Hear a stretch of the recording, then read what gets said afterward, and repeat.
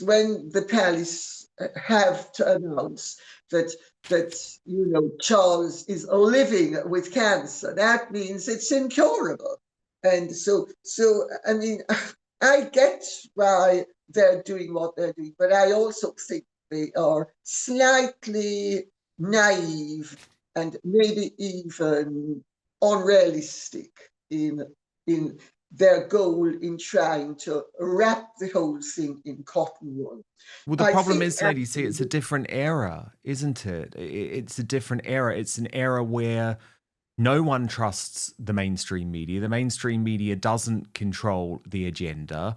And there are channels like yours, Lady Colin Campbell on YouTube, like us here on Outspoken. And of course, we are sensitive. I mean, you in particular are very sensitive. I think from my point of view, Lady C, I always take the belief that you can't cover things up. The mainstream media, the reason they have lost the trust and faith of the public for so long is that they have covered things up for so long. So personally, I would much prefer a system like that at the Vatican, where they are very honest about the health of the Pope, because they understand that succession planning needs to take place and that it impacts the public. Or, for example, the White House, where there's meant to be transparency, although we saw over the Biden administration that didn't happen. So there's definitely a debate going on about that. But I think the other issue is we can just see it with our own eyes. We know Charles isn't well.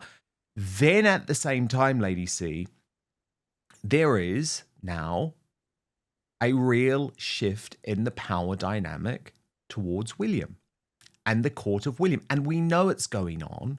I mean, Michael Gove is quoted within this new Valentine Lowe book saying that William is becoming increasingly politically engaged, very aware of what he wants and changes that he wants. And there also appears to be a growing acceptance within the court of King Charles III that he will have a short reign. Again, I'm not being horrible by saying that, because in some ways, that's the reason why Charles is so determined to be seen, to actually take some quite significant risks with his health, Lady C, because as you rightly point out, he is more vulnerable now, but he knows that he has a lot to do in, unfortunately, a relatively short period of time. Well, you're absolutely right about pretty much all of that. What is happening with Charles and William is what happened with Queen Elizabeth II and Charles, because for the last 10 or so years of her reign, there was a soft regency where power was shifting from Elizabeth to Charles.